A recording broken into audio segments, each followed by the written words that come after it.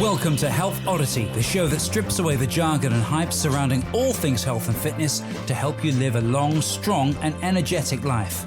Lining up at the bar this week, here's Peter Lant, Paul Bassett and James St. Pierre.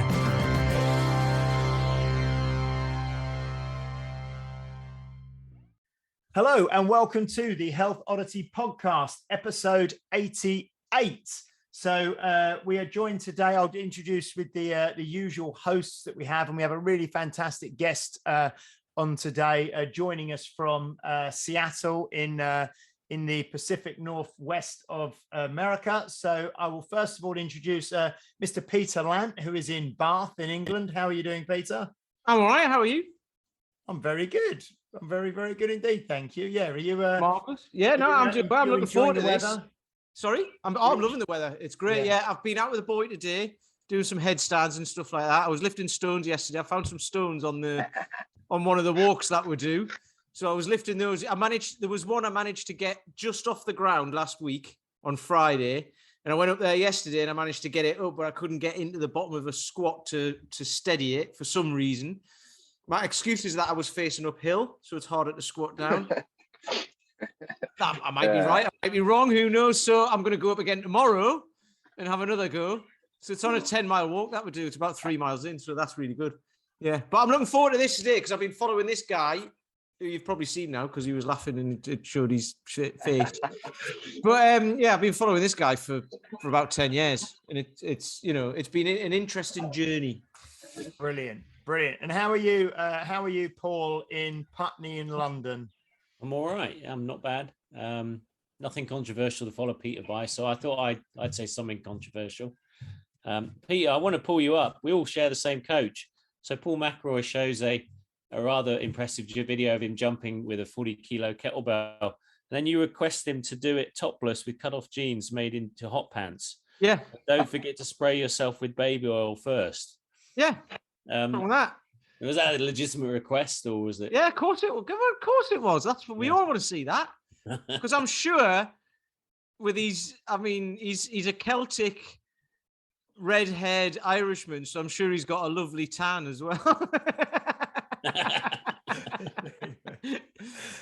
Well, that's how we follow that now from Paul. Yeah, I'll leave you to follow that one, James. I was going to say, I did notice. I listened to one of the podcasts the other day, and I could hear myself. It was really annoying listening to it back because you two were talking, and I kept going, I don't know if you recognise that, but I was kind of nodding in agreement, but I was going, So I'm going to stick back from the camera today. And I'm going to try and avoid doing that. That's what I want to do. I think you should embrace it and just keep going, good point, every now and then. I can't remember which one it was. I think it might have been with Brit. I think it might have been with Brit or one of the ones we did on our own. But anyway, I digress. You could try a different interjection this time, like splendid.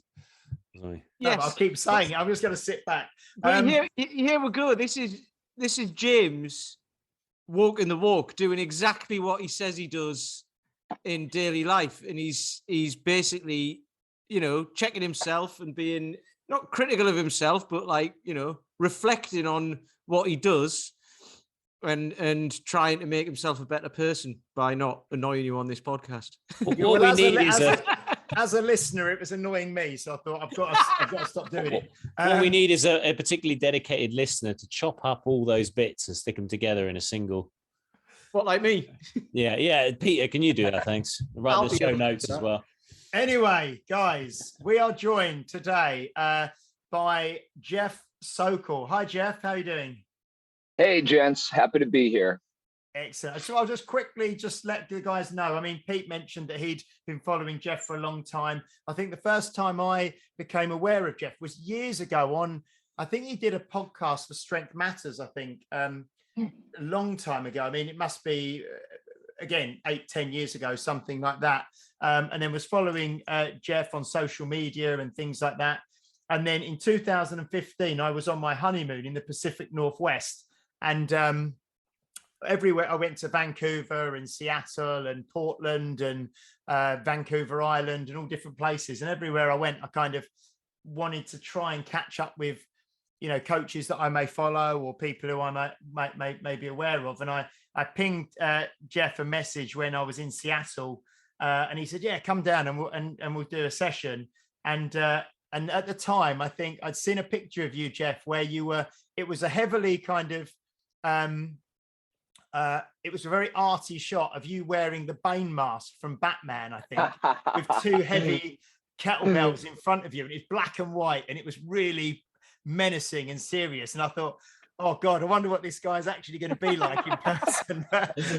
and I walked in, and you were at like a spinal health place at the time in Seattle, I think. And I walked in, and you just turned and said, "Hey, stud," like this, and I was like, "Oh, this guy's," and you were just such a lovely guy and really helped me. We had a good session together, and at the same trip, I met Molly, who we've spoke about over at the Fuel House, who I know we'll kind of get into that later, but yeah, so it was fantastic. And then lots of the times on the course of this podcast, your name has been mentioned probably at least a dozen times on different podcasts by people just bringing your name up in conversation and around things. So it's a real honor and a pleasure to actually have you on for a full episode. So yeah, thanks so much for being here, Jeff. Oh yeah, totally stoked. I remember that trip when you reached out. You said you remember me, and I was like, "Come on, man! How could I forget such a stud like yourself? Freaking athlete, moving well. No, that was a great time. Yeah. I get great pleasure when people come in from different regions and come train with me. And I don't think I didn't charge you, did I? Because I don't think I usually charge people. No, you didn't. And I went on and got one of your T-shirts, which I'm wearing today. Yeah. So it's one of the good. That would have been hilarious. It's like, oh, what a nice guy. He charged you on your honeymoon. yeah. For coming in to say hello. I mean, blimey. Yeah. Imagine that. Yeah. No, it was great. And I remember, I think at the time you sort of introduced me, because since I've gone on and done kind of ground force method and stuff myself, but I think we used ground force method to warm up, and we did a really good, really great session. It was it was really, a great pleasure to meet you in person and to do a session with you. So Jeff he's a strong first elite. He is so much more than that though as well. And I don't want to degrade. Strong First Elite is a massive thing, but Jeff's got an amazing backstory, and I think just the way he's sat outside at the moment having a coffee at 7 a.m. in Seattle while we're doing this, so it's great. He's got an umbrella up in case it starts to rain. But yeah, Jeff, do you want to? I mean, I did put a post out a couple of days ago and said, look, we're interviewing. We've got Jeff on. If you don't already follow him, please give him a follow. And we'll obviously give your Instagram a bit of a plug later and things. But do you want to tell the listeners and us a kind of a little bit, I suppose, about your background and how you came to where you are now? I mean, I know you've got a long backstory, which is really interesting, and if you'd like to share some of that with the listeners now, we can just kind of dive in and ask questions on the way, if that's okay. Oh yeah, absolutely. So and do dive in, because I start to ramble, man. You know what I mean? So cut me off at any point, but I mean, if you want to go way back, I was actually born in California. I think I was probably conceived in a van at a Woodstocky type of situation or something. Mom was kind of a hippie type, but and then at 3 we moved to this little itty bitty town in Washington. It's a logging town, full of a bunch of hardcore logger type people.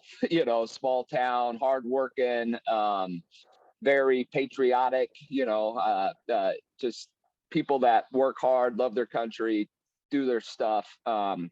Maybe by no choice of their own, haven't been exposed a lot to the real world and a lot of culture, but still just real good people. And growing up there, basically as a kid, you either play sports or you learn how to work on cars or something like that. And I grew up in a, I don't know what you guys call them there, but here it's a like trailer, like a double wide little trailer situation. And so football, baseball, and all that stuff was basically just to keep me out of the house, right? Because there's not a lot of room in those places, right? So, I grew up playing baseball, playing football. I played basketball until I was a freshman. I kind of stayed short and chubby, and everybody else started getting tall. And I realized that basketball wasn't going to be my path. But exercise-wise, back in the '80s and stuff, it was more of the Schwarzenegger and the try and just get buff and just rip and grip weights and curl and all that kind of shit, so I definitely had no idea of functional training type of situation. But I did have an athletic background, so I guess it makes sense that I kind of got into this stuff, but it definitely wasn't a goal of mine, by any situation to be coming into the coaching world or whatever. If it would have been in lines of like coaching Pee Wee football or coaching that type of stuff, right? But growing up in a town like that, you kind of ended up having this mindset of, if you get a job, whether you hate it or not, there's not a lot of them out there. So you just work whatever you can do, whether it brings you passion, whether it, just as long as it's paying the bills, it's your path. It seems, right. Most people there go off to the military. There's a lot of them don't go off to Harvard or Yale. I mean, I'm sure there's a few, but it's not a lot. So I just kind of grew up with that, that blue collar, work hard, and a lot of people up there, bless them, but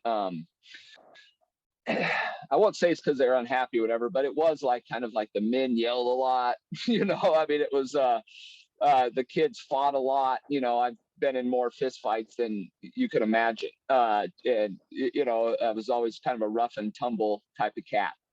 But we actually moved from that little town when I was a sophomore in high school, 60 miles north of Seattle, to a bigger town. I mean, the town I grew up in, I had 23 kids in my graduating class, 1,000 people in the whole town.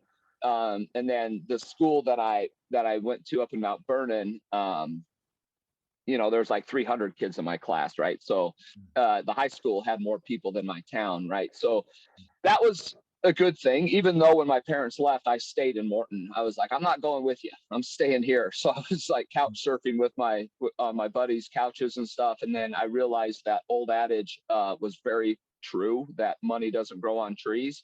And luckily, as a kid, I understood that I'm not a freeloader, and I wasn't going to just eat my friends' food and sleep on their couches and not contribute and trying to play sports and all that stuff. I wasn't able to make a lot of money working up there. There's like, not a lot of jobs. And so I ended up moving with my family to Mount Vernon. And in hindsight, it was a great deal because, I got a lot more culture, got to be around a lot more different personalities, got into a bigger school, some more things started to open up. But at that period of my life, I was a real prick because of that moving thing. I held it against my parents. We fought a lot. Things just weren't that smooth. And that culminated into one day, my mom and I getting into such a big fight that I actually spent the night in jail because I kicked a table over when I was in this fit of anger. And in Washington, if not proud of this, obviously, but if the police are called, somebody's going to jail. They don't give a shit who it is, either the person that called or the person that was in it. And then that obviously was like a holy shit, buddy, you need to figure some stuff out. And and a little side story about the jail thing, I highly recommend not going there. But if you do, don't be a smart ass, because I was a smart ass. So they gave me like triple extra large pants to wear and an extra small shirt and like size 6 like shower shoes. So I had to hold my pants and I had to shuffle around this place. And anyways, that that led me to getting out and going straight to the military. You know, it was you know, I had opportunities to go play some like junior college baseball and all that stuff, but the way I was then, I would have just you know, my master would have been in keg stands and chasing chicks. You know, I knew that that wasn't going to work for me. So I went off to the military, and that was an amazing experience. You know, I was stationed in Coronado, California, which I don't know if any of you guys have been to California. I have been, yeah. Yep. Big place though. Yeah. It's Yeah, big. It's bigger than England. I drove up it actually. I did is it Route 1 up from LA all the way up to San Francisco? Something like that. Yeah. I drove all the Beautiful way up. little drive. It was great. Yeah. I was in Coronado, which is just right in San Diego. It's just a little island that you take a bridge over from San Diego. You know, probably the average wage of the people that lived there at the time was, you know, like you were poor if you were making 500 grand, you know, I mean, it was that kind of community. But also at that base, that's where the Navy SEALs were and, you know, EOD, you know, a bunch of badasses. It was definitely the place that you didn't go out on town and talk shit because more than likely you were going to get what you had coming for you, you know, but that would be the equivalent here would be Hereford, which is a tiny little town in it's in Wales, isn't it? It's just across the border, but that's near where the SAS train. Special services. Probably a good idea to just behave in places like that. But you know, I did that thing, deployed over to that Mogadishu thing, you know, when that Black Hawk Down stuff was going down and all that kind of thing. And, you know, that was eye-opening as a 19-year-old kid. And I think that really shaped a lot of how I ended up after that. You know, when you're in a place like that where we literally had people offer their children to us for water, you know, and then you come back to America and people are bitching because their steak wasn't done right, you know, and you're just like, what?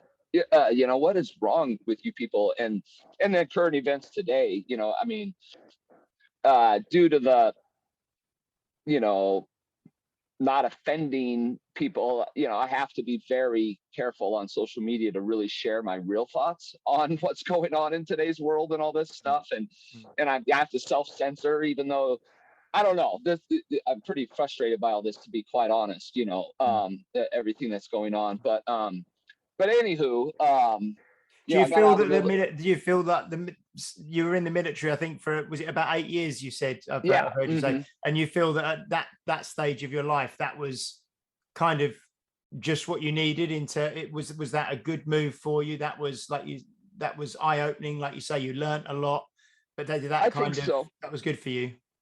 Yeah, you know, because, well, the first things first, you learn a lot of discipline right away, right? You go off to boot camp and I feel like I was a fairly disciplined guy anyways, you know, but you know, you learn how to be a good team player. You learn how to, I mean, people say that the military has racism in it and shit. That's total bullshit. You know, I mean, I was serving with people from all walks of life, and you know, we all got along. I mean, we jabbed at each other like any 19-year-olds would, and you know, but it was equally jabs. You know, like you know, everybody just kind of picked on each other, and that was part of being part of the team. You know, if you weren't getting messed with, and you weren't liked, you know, but yeah, it definitely shaped a lot of things, but that also makes it hard when you get out, you know, because you have this brotherhood and you have this team unit and you have a mission, you know, even right. It's just something that's hard to explain. It's, you know, it's like a sports team, you know, or whatever, but even more intense, the relationships. Do you still see like the guys who you were in with? Because like you've just, I mean, I've not been in the military, but you know, I know it's kind of one of those things that you can't really talk to anybody about other than someone else who's been in it, because they get it and nobody else does. Yeah, no, So, I do keep in touch with a few of the guys that I was real tight with, and you're exactly right. Even amongst people that that serve, if someone served in Afghanistan and someone served in Somalia, you kind of get it, but you don't unless unless you walked in the same boots as that other person over there. But yeah, totally. And it's nice to have, obviously, people that experience the same stuff with you to bounce stuff off of. And the Somalia thing, it wasn't like your typical war. It was a little different than that. I mean, you got shot at randomly on the daily and all these types of things, but I wasn't kicking down doors and running into buildings and dodging RPGs all day. It was kind of a different experience than that. I mean, I would say the hardest part of all that was just being around dying kids and just pure just hell on earth. I mean, it was just sad. It was more sad than it was anything else. I mean, the random shots when you're driving through town or whatever, you just hear like a pop, pop, pop, and you're like, you kind of get used to that stuff, believe it or not. But the just seeing all that despair and all that stuff, it can weigh on a person, a little bit, for sure. How did you process that?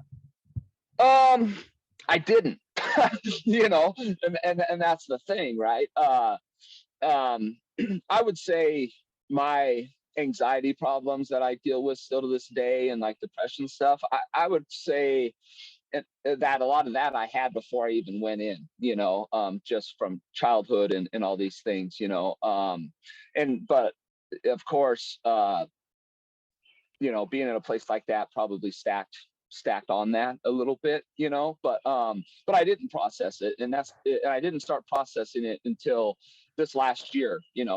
I started talking to VA counselors and all that type of stuff, and trying to dig deeper into why I have these tendencies to go down these black holes and all that, and I can't recommend that enough, and that I think it's changing more and more these days, with like real hardcore men, which I don't consider myself one of those, but like real hardcore men are coming out there and they're talking about their struggles more these days. And because while you're in, you can't really talk about that, especially if you're in a highly effective unit that's going around kicking down doors, because now your teammates are like, I don't trust this guy anymore because maybe he has this PTS thing, or maybe so I think a lot of those guys hold that in while they're in, and then and they don't process it, and then they get out and they've lost their team, and next thing you know, they feel alone, and they're in, they go from a tier 1 thing, and then they're working at a freaking Costco, and it's just impossible to think that you can be in, we've had 20 years of war, and these guys have been multiple tours and just years and years and years of all this stuff, and then one day they're out. It's like, what do I do now? It's funny what you just said, actually, because I mean, obviously the military, like we've just said, is hard to understand. Well, people go through this with everyday life, right? And just handling problems. And I saw an interesting quote from Jordan Peterson the other day. And you can, if you know who he is, you can like him or not like him. It doesn't matter. You don't have to, he says a lot of controversial things. You don't have to agree with his politics and all that. But it said, and it depends on your definition of weak and strong and all of that. Yeah. But what you just said, these hardcore guys are now going and seeking counseling. But that kind of makes you hardcore, doesn't it? Because his quote was somewhere, I might get this wrong, but it was like, if you think being strong is destructive or whatever, or strong men can be destructive and all that, wait until you see what weak men can do, or weak people can do. And it's kind of like, because when you're weak, you're just out to get everything, aren't you? You're out, everything's against you, and you're out to kind of, to kind of prove yourself or something like that. Whereas if you consider yourself strong and can handle anything, that means you've dealt with all that stuff, whether it's so like you were saying about hardcore sort of people coming out of the army and stuff, that makes them more hardcore, in my opinion, to go and deal with it, which is like you've said, like what you're doing. So that's I love that. It's great. Yeah, no, it does take courage to seek help. I think so, you know. So given that you're in an environment which was highly pressured, and an environment also where you saw what would traditionally be, you know, poverty, perhaps the enemy, perhaps all these different, quite for most people, quite an extreme perspective on the world. When you come back and now you're a trainer and you're working with everyday people, and very small things can knock people off track. How do you process that based on your experience, and also kind of what you know needs to be done to get that person on track? Is that a difficult thing to play in your mind, or do you find that you can draw upon it in a positive way to help them? Yeah, that's a great question. As a trainer, you are a marriage counselor. You are a shrink of sorts, you know, and you know, I do believe that that I relate to my clients well, because I wear my stuff on my sleeve. You know, they know that I battled demons, and they know all this stuff. And you know, I just think that you know, coming from somebody that that's been there, and me having an understanding what all that stuff is like, I think it's much easier for me to give advice, or to relate on a level that with the person that that does help me, you know, come across to them and reach them deeply. You know, I mean, I've got people that deal with depression, anxiety, and all these things. And, you know, we just take that hour, and I just, you know, try and talk them into just, you know, releasing all of that and just being present, you know, just like spend this next hour. It's just me, you, and getting stronger, and all, you know, and all that stuff just carries over into their everyday life, you know. So rather than being, because it's often sometimes say, oh, I can't do this because of this, that, and the other. I can't do this because that looks too heavy, or I can't make this session because I haven't got any time. Rather than saying, well, for God's sake, just pull yourself together. I've seen worse. No. Yeah, you would be able to say, actually, I understand some of the struggles you're going through. I've been through it, and I've seen both sides of the coin. And look, here's a way of working through it. Yeah. Yes, absolutely. No, you're right. What you're saying, Paul, to put a bit of lightness on this, is he's like John Goodman in The Big Lebowski. He doesn't go like, when I was in Vietnam, this was it, and he changed like everything. I think that's actually one of the that's one of the biggest, or one of the most important traits, I think, of being a successful and effective trainer, coach, is empathy, isn't it? And that ability to actually listen, and to, like you say, to engage with someone, and to try and relate to them, and try and understand where they're coming from. So that's was a huge weight on people's shoulders, isn't it? I mean, I was speaking to someone yesterday, and you could, you know, it's people are often frozen to do nothing, but their entire being is consumed by not having the health that they want. You know, I spoke to someone yesterday, and they looked at themselves in the mirror, and they just didn't recognize themselves. They weren't happy. And it's like, you know, unless you address it, your well-being can completely derail the potential for happiness that you have in your life. And that's to say it's a fix for everything, but it's such a powerful thing if you get right. And most people carry this huge weight of expectation and disappointment or whatever. And I suppose you understand that by the sound of it. You've experienced so many different sides to your life, and perspectives, and emotional depths, that you can instantly connect to that person. Absolutely. You know, and you know, I'm not going to lie that being in that coaching role, you know, my wheelbarrow is full of, you know, of emotion and all this stuff. And I'm more of an introvert in an extrovert job. You know, when I'm in the gym, it's truly the only place that I really feel that I'm safe, and that I am doing what I'm meant to do. You know, I get that. So when I'm in that realm, I'm super happy, and I'm where I'm at. But with that said, when I'm taking on the emotions and the problems of the other people while I'm in that environment, it's just, I feel hard. I'm an emotional person. You know what I mean? I take on their happiness, I take on their pain, and I can't help not. And so by the end of a work day, my wheelbarrow's fucking full, and that makes it hard in like relationships outside of the gym, because when I get home, I'm like, oh, I just want to completely not talk or do anything. I just want to hide in my own little place for a little while to process things. I don't know, but yeah, it does make it tricky, but I wouldn't trade it for anything. I mean, that's an interesting thing we've never really addressed, isn't it? I mean, it's regardless of it being, as our perspective as coaches, anyone who works with people, I think whether it's a psychologist, doctor, nurses, teachers, you name it, when you've got a very kind of hands-on a relationship with people, clients, and you're seeing a lot of emotion or whatever, you are a bit like a sponge at times. And at the same time, you have to keep a very professional demeanor, because you are providing a service after all.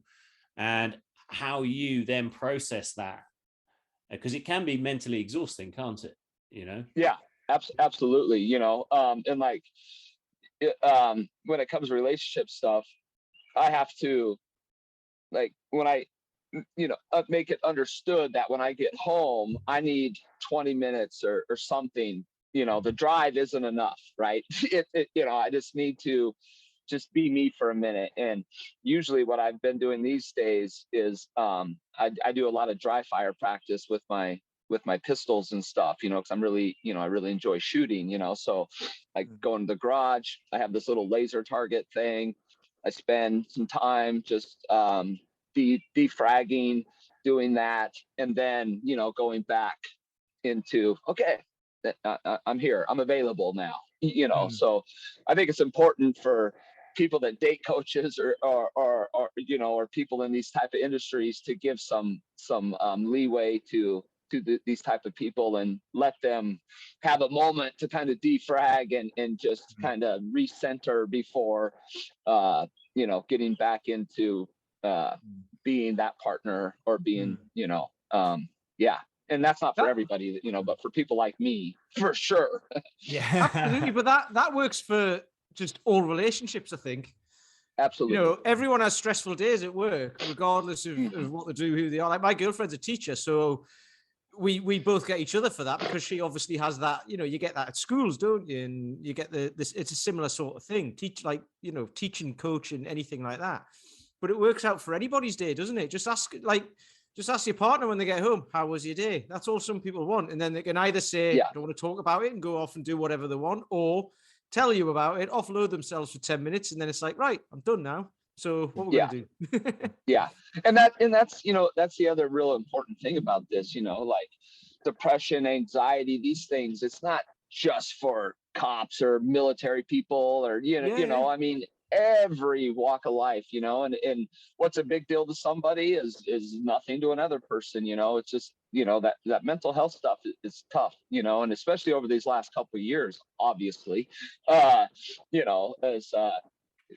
like, if you're a person listening to this and you're like, well, I why should I be depressed? There's people that have been in war for 20 years, don't go there. You're fighting your own fight. And I had a conversation with somebody yesterday who is struggling right now, and it was like, why are you struggling? It was like, well, I've been busy at work, this and that. And basically she's just gone through the menopause, and we've just had during COVID, when everyone's been locked down. So I was like, do you reckon that might have had something to do with it? And it was like, yeah. And I was like, just drawing it out. It's like, it could be work, it could be pressure, but let's face it, all this other stuff is going to put pressure, like even more pressure on you, isn't it? Especially changing mood and all that sort of stuff. So like you say, like people are dealing with lots of stuff, aren't they? Yeah. And the key is just asking for help, I mean, it's like anything else, right? You go to the dentist to keep your teeth clean, you go to your physical therapist to work on your little injuries here and there. But, same with the freaking brain, man. You need to, Did you ask for check help? in on it. Did you ask for help when you left? Yeah, well, the first time that I asked for help, it's when I kind of hit rock bottom. I had a night where I was destined to shoot myself in the face, and that was years ago, when I was like 35 or something. And I've talked about it many times, going through divorce. It was during the housing crash. I was working a job that was supposed to be a retirement job, but I got up to like 250 pounds, hating my job, all these things. And it all came to a head, and then I had a family doctor that I would just go to my physicals for, and he was actually a ex-Navy physician. And, I went in there and just fell on my knees, and I couldn't even talk, I was just crying, and he was like, wow, buddy, and then he set me up with an appointment with a therapist. I went into that thing,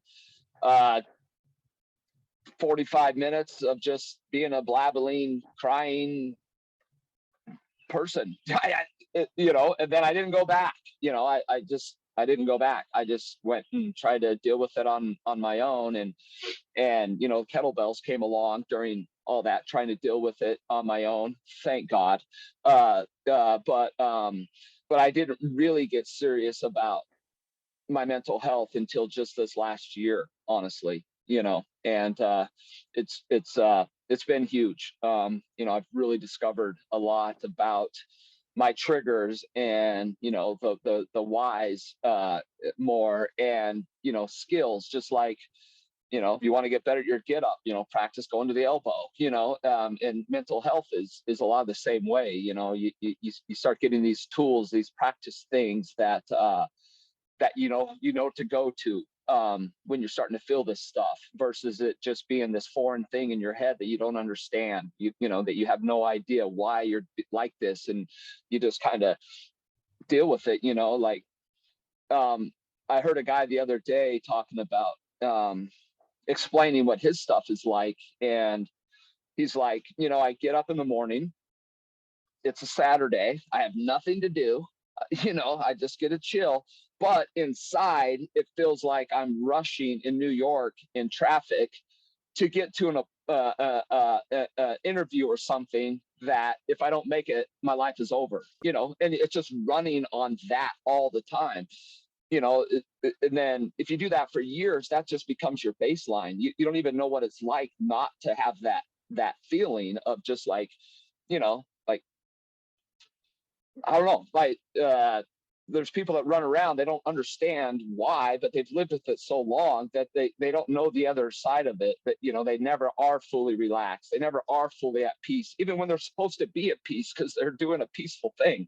And, and that's kind of where I've realized that I've been running on for a long time. It's you got fight, flight, or freeze. And people like that are dealing with these things are just constantly in this fight mode, and they don't even understand it. It's just become their baseline, and it's not a great place to live, man. Is that when you think someone gets to the point where they're not, it gets talked about a lot these days, doesn't it? But they're not being present in what they're doing.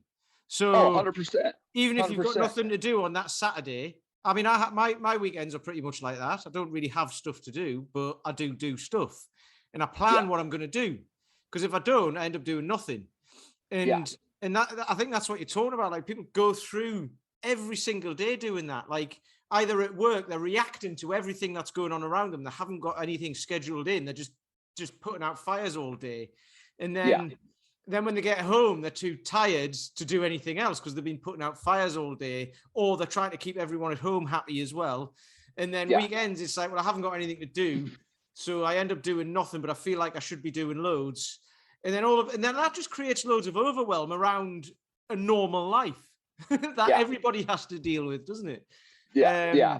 So that's interesting when you say that, I think, because that's quite there's quite a lot of people, and then obviously you go and look at social media and you see everyone else is having a great time. Yeah. And you're Yeah. not. I know. I'm actually taking a 30-day break from that I jazz saw right that. now. You know, deleted it all off my phone. And yeah, just How time does to that help? Because you reconnect.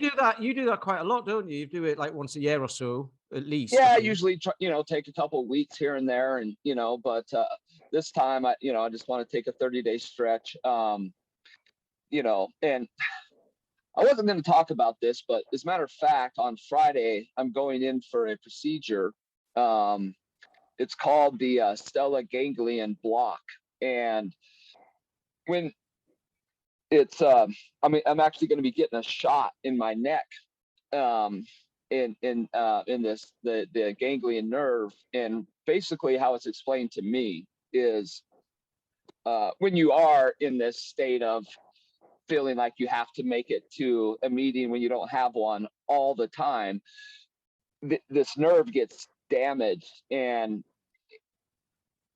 it doesn't know how to turn off the fight or flight thing, right? So this procedure I'm going to be getting on Friday, it's like a reboot for that. It's like a reset for your nervous system almost, right? And they've been doing it for many years, but they've just now started to realize the effects of it on PTS, and and it could be anything from someone being in a bad car wreck and not knowing that affected them, or people that grew up with childhood trauma, or obviously people that have been in wars and all this type of stuff. And so I'm pretty freaked out about it, because I don't know. I don't know.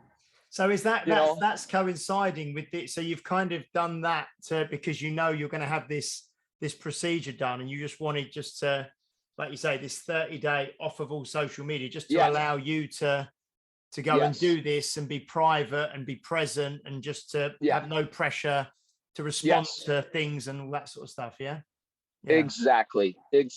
Yeah. They recommend, once you do this to try and avoid a whole lot of unneeded stimulation and just let the procedure set in, and it's pretty amazing thing.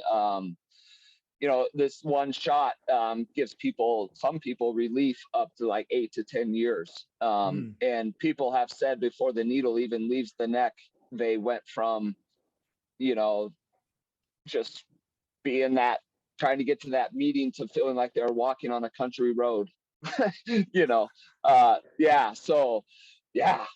pretty. Oh wow, we'll have to. I really look forward to hearing and seeing how that goes. Because I've never heard of that before.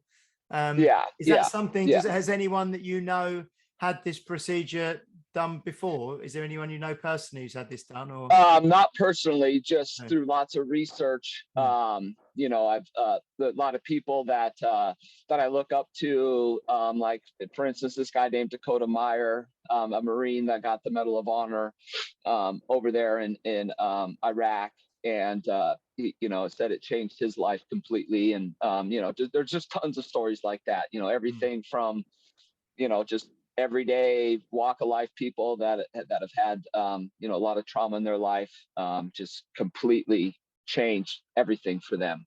Just how they're able to respond to everyday life, sleeping better, just all these things. Like I take medication to sleep. If I don't take my medication, I won't sleep. I've gone on a little weekend getaway and forgot it and not slept for 36 hours.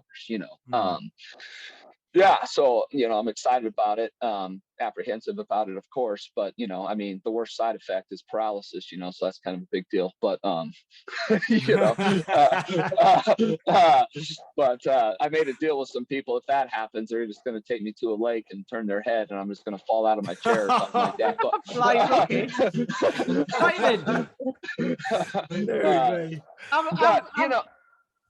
I was going to say I've got a question for you now, actually, because we've just dealt with a lot there. So coming back to being a coach, you've said you've done because like this is basically I'm thinking about, like, what the listeners might be thinking about as they're listening to all this. Because lots of people, I've had it as well. Lots of people have got jobs that they don't particularly like, but they have to do them to earn money, to look after their family, and feel trapped in it, and not necessarily feel trapped, but don't enjoy it. And then, it kind of spirals. And then 10 years down the line, you're like, I could have done something 10 years ago and what have you, but it doesn't matter because it's all done. But you've done that. You said, I listened to your interview with Alex Salkin, and you said, you were a truck driver and all of that sort of stuff, and you put on loads of weight and it made you feel down, and all that. So you've done all that. So you've got the contrast of now you're doing what you really enjoy.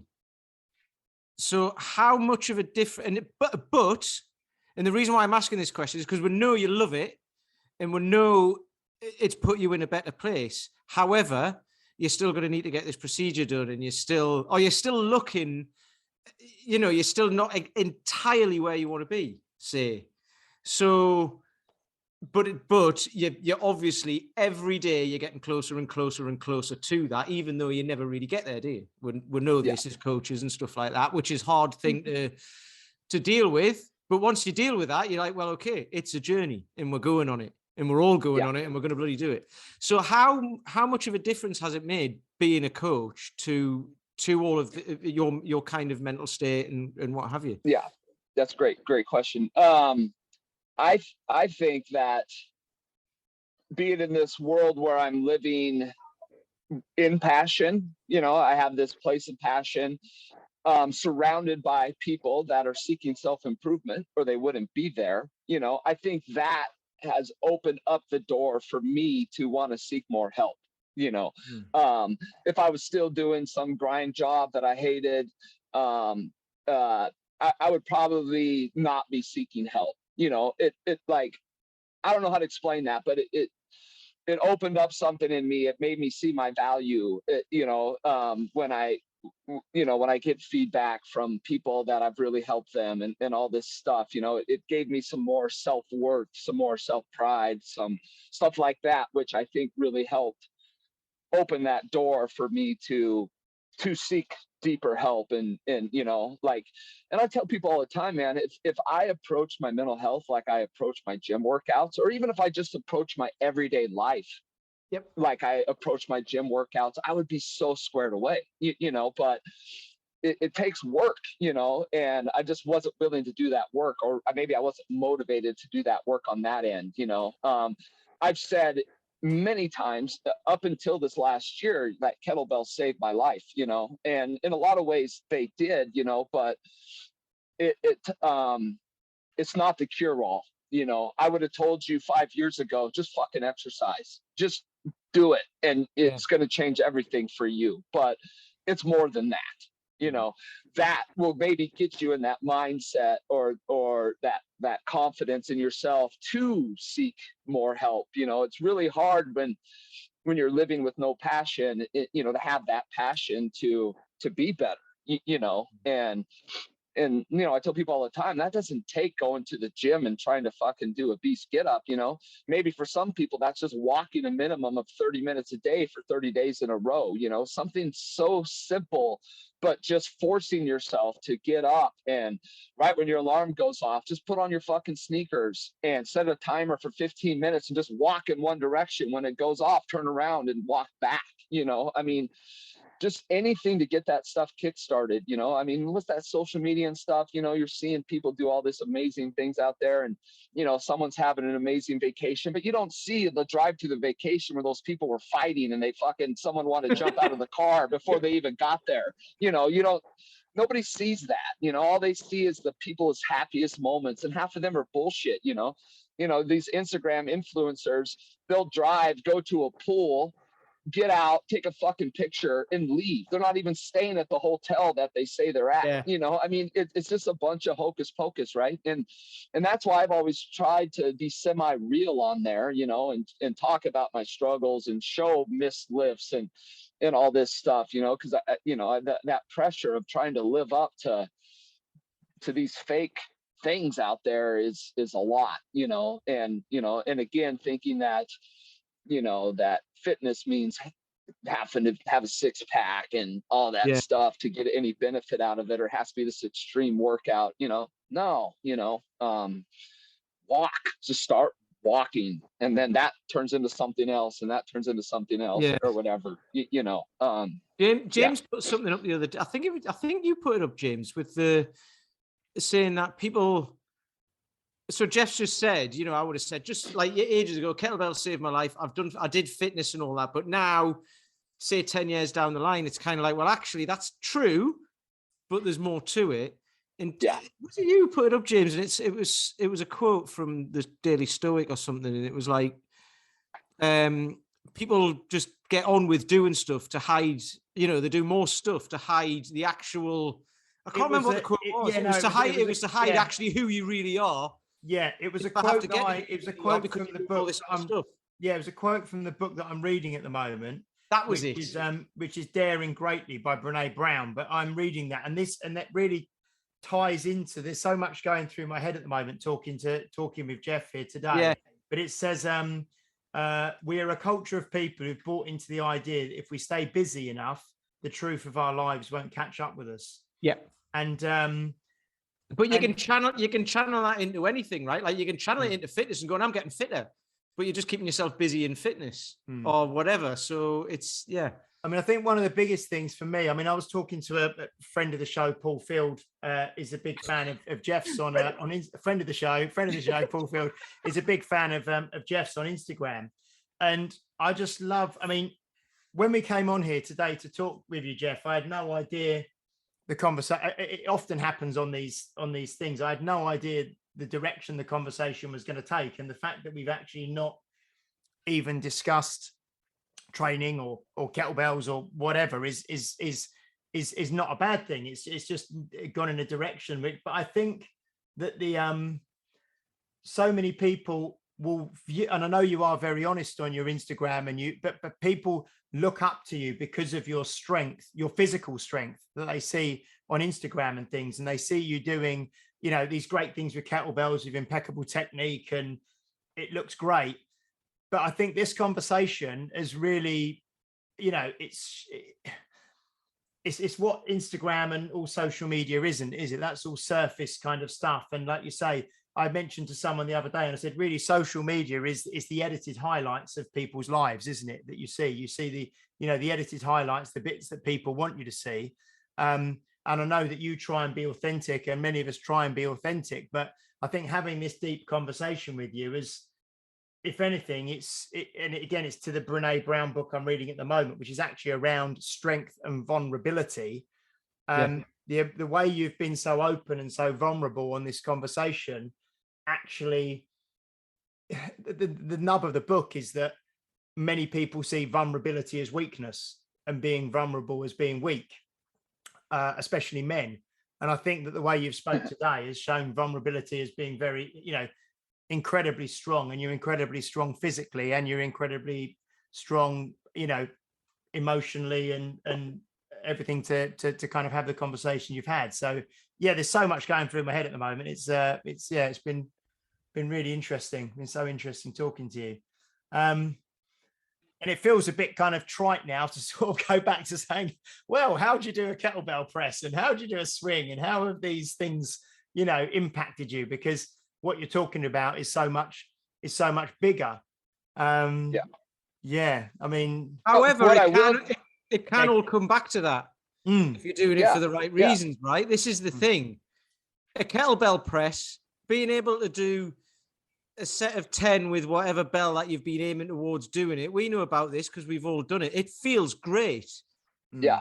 But if absolutely. It feels great just for the sake of feeling great, then so what? But if it feels great because you've overcome all this stuff along the way, all of this other stuff, physically and mentally and all of that, then actually it's like you were saying, Jeff, earlier, getting fitter in that is more than just lifting stuff. It's the whole package, isn't it? And that's that's what it's hard to get across for people to understand.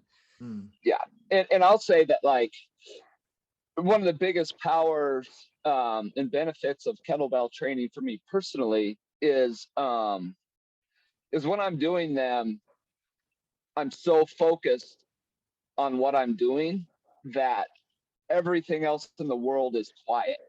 You know, and that's what we need, right? Like, we need hobbies, we need things that outside of our everyday life that we can just shut it all off and be present. You know, like when I go to the pistol range, it's 100% pure focus. You know, you have a loaded weapon, you know, and it's that moment where my focus is just on the front side of my pistol for an hour. I'm not focused on anything outside of that. That is just exactly what I'm focusing on. And when I lose focus on that, my round doesn't hit the target where I want it, right? You know, and when I'm kettlebell training, I have that same amount of focus. You know, it's just me, my kettlebell, trying to get better at it. And that is so freaking powerful for people that have that like squirrel brain stuff, you know, like any gym's great, you know, going to the gym. But if you're going to a gym where CNN's up on the wall and you're on a bike and you're seeing the news and you're seeing clips of riots and you know, that to me is not being present in your health. That is distraction, you know. And like most kettlebell gyms, you know, like ours, there's not even a mirror, right? I mean, you know, it's just a moment, whether it be 30 minutes, whether it be 60 minutes, where it's just you, the kettlebell, and, you know, it's a complete release for me, you know. And I think that is one of the huge powers and of exercise, just that alone. And a kettlebell even more so, because it's so, if you're technically driven, right? And I'm obsessed with technique, right? So you know, it sounds cliche, but I don't work out, man. I just fucking practice. And when I'm practicing, somehow I'm turning 49 in June, you know, I can walk in the gym right now without even warming up and grab a 56 kg kettlebell and do 5 and 5 get-ups, you know. I mean, and that is just from 12 years of just turning off everything and focusing on me and my kettlebells, you know. Strength training is a great environment, I think, to practice things without too much fear of failure. I mean, people bring a lot of emotion to these things, but in reality, when it's done really well, and particularly under the guidance of a coach, you can make mistakes in almost like a childlike way, where there is no threat, there's no social disgrace or anything like that. You can just work on your technique. You can either lift it or you can't. And if you did lift it, you can always lift it a little bit better. And it doesn't matter if you've got an outcome or whatever at the end of the session. The fact is, you're doing it, and over time you'll get better. And I think a lot of our clients, particularly ones that commit to regular training over, you know, 2-3 times a week over a period of months, suddenly realize that they move from burning calories, they move from getting a sweat on, and they break through that initial barrier of fear that they have, and they just get into this practice mindset and this growth mindset. Because I don't care whether or not they pick a 8 kilo up or a 12 kilo up or whatever. I'm just more interested that they're just engaging with themselves, and it's that practice, right, which is quite a safe environment to do it in, isn't it? Right. And, you know, that carries over to your everyday life, right? You know, I mean, if you fail a lift in the gym and you just quit, more than likely you're going to quit in life, you know. So it's a great training ground to overcome and to say, fuck that. This load may beat me today, but it ain't going to beat me tomorrow or maybe even next month, you know. Here's a question for you. Have you ever cleaned up a couple of kettlebells and started doing a session with them and thought, have I got the right ones here? As in, some days they'll feel really light and you're like, I've picked up the wrong bells here, they're too light. And other days you're like, I've picked up the 28s instead of the 24s or something like that. And you haven't, you've picked up the right ones. It's just on one particular day feeling good, on another particular day you're not. Have you ever done that, everyone? Mine are color-coded. Yeah. No, all the time. And, you know, and I try and tell people in the gym, it's like, you meet the gym at where you're at today, you know, today. maybe you didn't sleep last night. Maybe you've had a very stressful week. Maybe who knows what the situation is, but it's just meet it where you're at today. One day I've slept well, my nutrition is on, the 24s feel like 12s. One day my life is heavy and everything is heavy in the gym. It's just meet the gym at where you're at today. Have that power to check your ego and just be okay with just moving, even if it's not a PR day. If someone PRs every day, they're full of shit because they've never tested themselves. Yeah. It's just all about enjoying that journey. And it's You've got to be consistent to do that, haven't you? Though you've got to keep showing up regularly. Absolutely. And people ask me, what's my secret? It's consistency, man. Ever since I found the kettlebell, over the last 12 years, I averaged 3 workouts a week, period. And I've never stopped. That's it. Why am I doing 56 kg get-ups? Well, for 12 years, I've been doing get-ups at least 3 times a week. It's going to happen. It's just having patience and enjoying the process and understanding, that, one day is going to be a strong day. One day is not, but some of my best workouts are ones I tried to talk myself out of doing. Where I'm like, I don't want to go to the gym today. I don't want to do this. I don't want to do that. I just want to sleep. And I'm like, well, screw it, man. You know how it feels when you're done. Go in there, even if it's a light day. Who cares? You're going to be proud of yourself. And that day turns into a PR. And I'm like, holy shit. I would have missed that PR today if I just would have listened to my brain telling me not to do this today, but I did it anyways, and that doesn't mean work through pain. That doesn't mean be stupid. That means, take that opportunity to go in there, get some movement in, and just see where that day takes you, There's a philosophical question behind that as well. If you went to the gym that day thinking you're going to have a great session, would you have got that PR? Do you know what I mean? Who knows? Because you might not be fired up enough because you haven't got the thing of I'm going to have a rubbish session, so I need to be more on it. It's honestly, it opens up all of that because I remember when I used to get drunk a lot and all that when I was younger, and I'd say exactly the same thing. Some of the best nights were when you didn't want to go out, and then you'd have a great night. Do you know what I mean? Yeah. It works for everything. It's amazing. Yeah, absolutely. And again, that the gym isn't the cure all for everyone, but it's damn close. It may not cure everything, but it is going to shore up something in your life, whether it be confidence, whether, who knows, what it's going to do for you, but it's huge, and I'm also, and I don't do it enough. Right. But I'll go through these stretches of just having a minimum daily routine, like right when I'll go through phases. Right when I wake up, I do that Wim Hof breath. I go take a cold shower. I do 10 push-ups, 5 pull-ups, 10 push-ups, 4, do that ladder. And, it just kind of like sets your day up for success, versus waking up and grabbing the phone, looking at Instagram, being pissed because of this or pissed, so it doesn't, like I said, man, it doesn't have to be like going to the gym and crushing things, it's just start with some minimum daily routine, like taking that walk or, like putting yourself, like, I hate taking cold showers, I fucking hate it. It's but I stand outside the cold shower and I go, it's not going to kill you, dude. It's going to suck for 3 minutes, but it's not going to kill you. And then when I get out of that, the rest of my day is like, fuck it, man. I just took this cold shower. I didn't want to do it, but when I got out, I felt better. And I faced something I didn't want to face first thing in the morning, and it just kind of sets you up, right? I've actually just started doing that. I've known about cold showers for years. Obviously, I say obviously. I mean that's because I'm like, everyone knows who Wim Hof is. Everyone we speak to anyway. But we talk a lot on this podcast about getting comfortable with being uncomfortable. Yes. Right?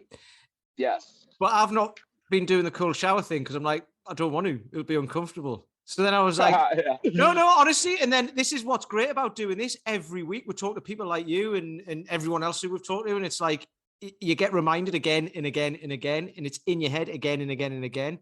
So I was like, do you know what? I just need to suck it up and go and do it.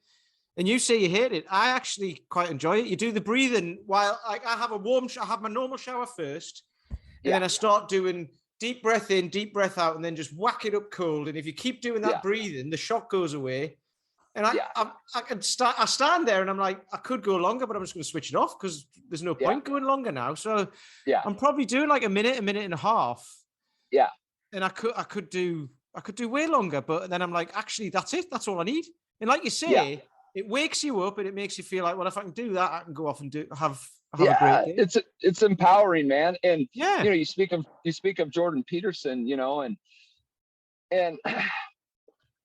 I think one of the problems in society today is we're just too comfortable, man. You know, you know, we're meant to overcome and to have things that push us in life, you know, that need to eat, that need to protect, that need, you know, but when you can come home and you don't feel like cooking and you just hit an app and food shows up at your door, you know, you have a self-driving car, you know, everything's climate controlled, you know, you know, it's just like there's so much comfort in this world that it almost seems that people with our natural instincts to overcome create discomfort for no reason whatsoever, you know. And it's strange to me, you know. And you know, there's that quote, you know, the whatever it is, and I'm butchering it, of course, but you know, good times create weak men, you know, and hard times create hard men, and all this jazz, right? You know, and I just think as a society, you know, we need to toughen up a little bit. You know, we need to, you know, we just need to not be so damn emotional and just, you know, and that's easy to say. I'm emotional as all hell, you know, but like, you know, like if you hate where you're at, and but yet you can get food delivered to your house, you know, you have the freedoms to do all these things, then you know, maybe you need to go to a place like Somalia or something like that to realize how good you have it. To really respect and have a love for your country and have a love for your community and all this stuff, you know, versus finding reasons to hate it, you know. And Seattle is a place right now where, you know, I got my tires slashed because I had an American flag on my car, you know, and to me that is just unacceptable, you know. You know, especially when you live in a place where you have all this stuff and you're just creating all these first world problems, you know. That I had someone, another thing about social media, I had someone comment. So I've got like a logo done and all that sort of stuff for my business, and it's based on something my dad did 40 years ago and all of that. So I had it tattooed on my chest because that's how much I believe in it, right? Love it. And I had moved towards freedom. So I'm 45 and I got my first tattoo. Well, I was 44 at the time.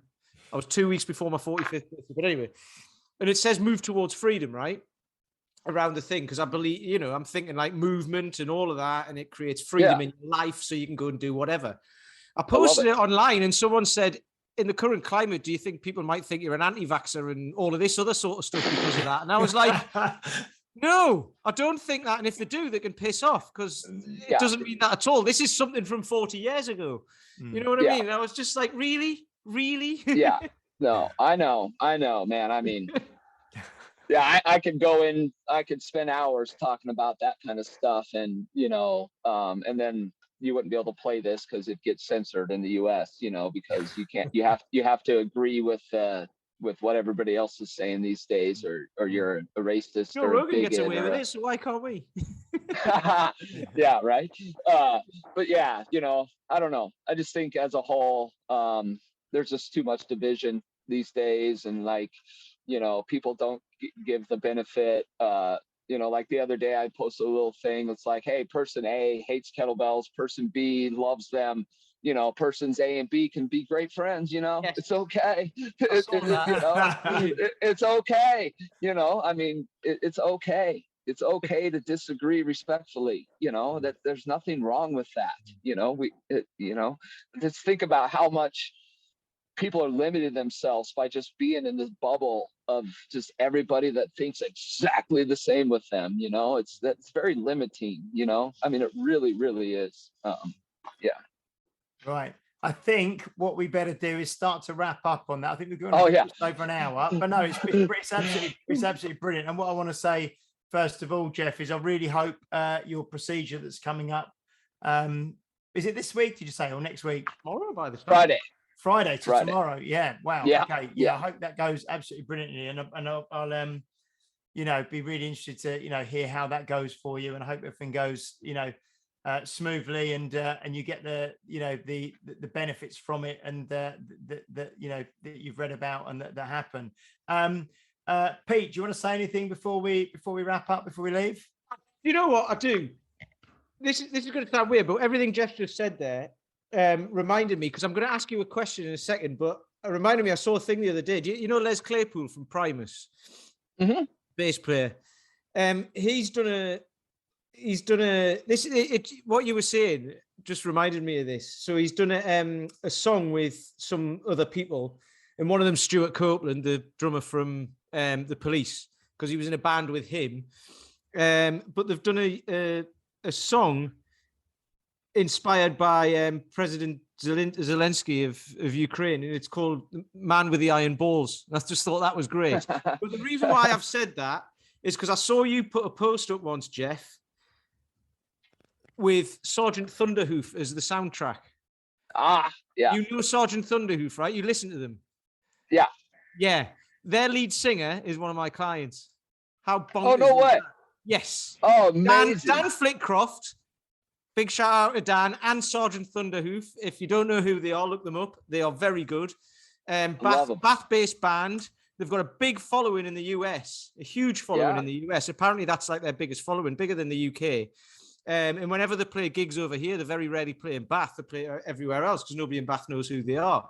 But you put that up, and I was like, wow, Jeff's listening to the guy, and it's him singing, and I'm standing right next to him. It's amazing. Hey, yeah, well, let him know that that those workouts that music gets me through a lot of heavy grinds. I think I might have tagged the band in it actually. I think I commented on it and tagged the band. So yeah. Yeah, they started following me on social media, so I followed them back, found them, but yeah, I listened to that stoner rock or that low grindy stuff when I train, and I love it. Yeah. But Dan's a great example, actually, because he's been in music all his life. He owns a recording studio around here as well in Bath, and he called Stage 2 Studios. Let's have a shout out for them. So if we're gonna advertise on this, can't we, if we like?